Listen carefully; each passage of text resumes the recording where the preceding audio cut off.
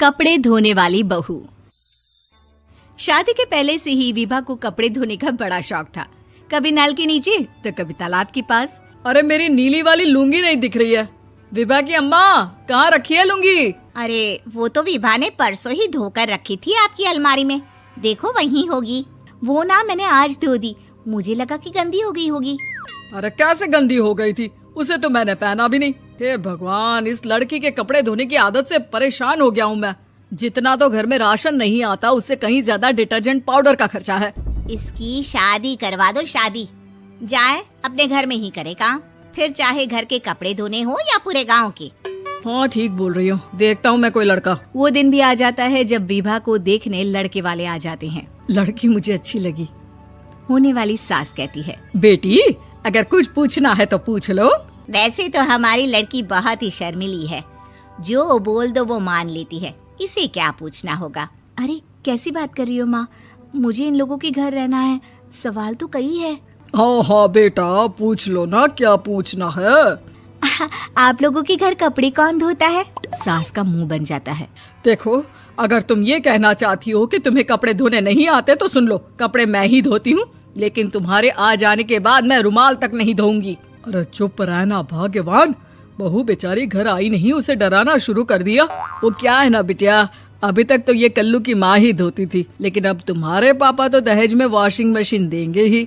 तभी विभा की माँ बोल पड़ती है, सवाल भी पूछा तो क्या। वैसे भाई साहब, मशीन की तो फिर भी कपड़े धोने की कैपेसिटी होती है। मतलब जो बिटिया दे रहे हैं ना विभा, इसे कपड़े धोने का बहुत शौक है। ये आप लोगों के क्या, आस पड़ोस गांव मोहल्ले सबके कपड़े धो दे और उफ तक ना करे। बाहर देखा नहीं आपने कितने कपड़े सूख रहे हैं? सब हमारी बिटिया ने ही तो धोए हैं। बस भी करो ना माँ, शर्म आ रही इतनी तारीफ सुनकर। और तो और एक दाग निकाल कर दिखाओ तो मान जाऊं। हाँ अच्छा, माफ करना बेटा, मैंने गलत समझा। हमें तो रिश्ता बहुत पसंद है। और ऐसे जुड़ जाता है रिश्ता कपड़े धोने का शौक रखने वाली विभा का। उसकी शादी हो जाती है कोयला फैक्ट्री में काम करने वाले कल्लू के साथ। शादी के बाद अचानक विभा चिल्लाती हुई सास के पास आती है। सासू माँ, अरे सासू माँ कहाँ है आप? ये तो धोखा है, धोखा दिया आप लोगों ने मुझे। इसे ससुर के चक्कर के बारे में पता चल गया। अरे तो उसमें तुझे क्यों धोखा मिला है? अरे नल में पानी नहीं आता, कपड़े कैसे कब धुलेंगे? अच्छा, तू पानी नहीं आ रहा उसकी बात कर रही है। तो आपने क्या सोचा? कुछ नहीं। अच्छा, तेरी माँ ने कहा था कि कपड़े धोने का शौक है तुझे, याद आया मुझे।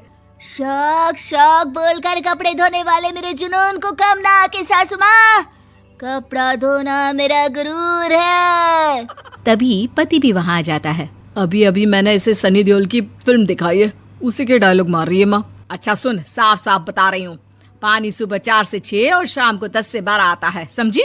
विभा टाइमिंग सुनकर हैरान हो जाती है। ये क्या भूतों का मोहल्ला है? सुबह 4 बजे उठकर कौन कपड़े धोता है? 4 बजे टंकी में पानी जाता है, फिर सारा दिन धोना ना, किसने मना किया?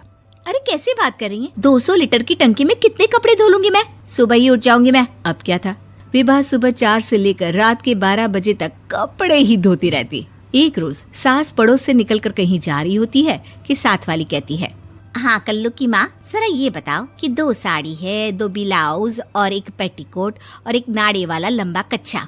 हाँ तो? अरे तो क्या, कितना लोगी धुलाई ये बताओ। धोबन दिख रहे हैं हम क्या? हमारे पति सरकारी नौकरी से अभी रिटायर हुए हैं और बेटा सुपरवाइजर है कोयला फैक्ट्री में। धोबन समझ रखा है हमें? हाय रे कल्लू की अम्मा, माफ कर दो, वो तो मोहल्ले में यही सब बता रहे थे कि तुमने बहू को कपड़ा धुलवाने के काम में लगा दिया है। सास को पड़ोसन की बात सुनकर गुस्सा आ जाता है। वो घर पहुंचती है जहां घर के बाहर ही इतने सारे कपड़े सूख रहे होते हैं जितने कि किसी धोबन के घर पर। अरे ओ कल्लू की दुल्हन, बाहर निकल। माँ जी यहीं आ जाओ, बाथरूम में चादर धो रहे हैं हम। अरे अभी हम धोते हैं, तुमको बाहर निकलो। ये आस पड़ोस वाले बोल रहे हैं कि हम बहू से कपड़े धुलवा कर उसे कपड़ा धोने वाली बना दिए हैं। अरे छोड़ो ना माँ जी, किन लोगों की बातों में आती हो? आस पास के लोगों का तो काम ही होता है कि वो किसी तरह सास बहू को लड़ा दे। बहू सारे घर के कपड़े धोती है, ये क्या कम है? बोलिए। सास को भी लग जाता है कि वो बहू का ये सनकीपन नहीं छुड़वा सकती, इससे अच्छा है कि खुद ही चुप हो जाए। एक रोज सास और बहू मंदिर जाते हैं, जहाँ सास की साड़ी वहाँ खड़ी भीख मांगने वाली से मिलती है। माँ जी क्या बात है, आपकी साड़ी उस भिखारन से कितनी मिल रही है ना? हाँ हाँ देखो तो, दोनों की साड़ी मिल रही है। क्या बात है कल्लू की अम्मा, तुम खुद को तो अफसर की बीवी बताती हो और ऐसी सिंपल सी प्लेन साड़ी पहनकर घूमती हो। सिंपल और प्लेन नहीं है ये साड़ी। तो क्या सोने के धागे से फूल बने हैं? कुछ भी सासू माँ, कुछ भी। हाँ बने थे इस साड़ी में सोने के धागे से फूल।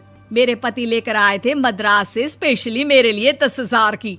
ताहे भाई साहब इस भिखारन के लिए भी सेम टू सेम साड़ी लेकर आए होंगे 10,000 की।